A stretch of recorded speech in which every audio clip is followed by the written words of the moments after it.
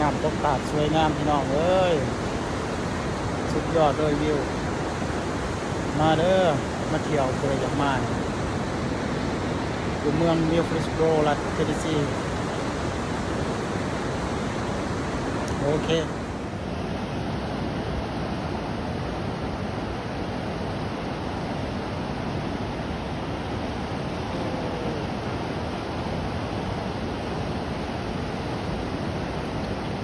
ยอดเลย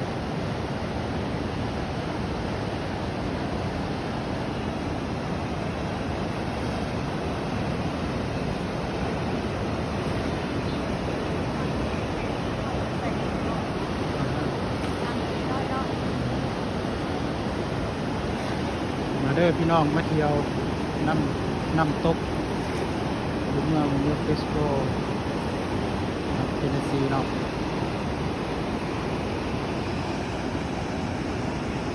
โอ้สวยงามสุดยอดเป็นความบุเลิกดอกนี้ลงก็ได้นี่ย่างลงไปมองนี่มองบันไดอะนะประมาณเพียงหัวเข่าเลยอะ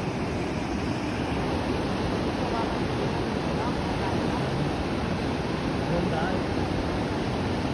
แต่ว่ามองมันไหลแห้งอยู่กับกล้าไปได้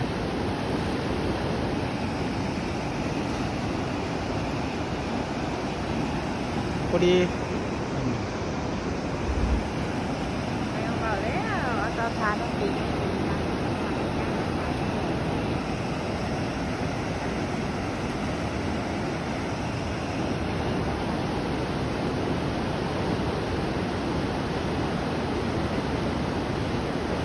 สุดยอดสวยงามน้ำไหลแห้งโดยอีกเดือน3นี่น้ำ16ลงพอดีก็พอดีลงยางได้ลงไปอาบได้สบาย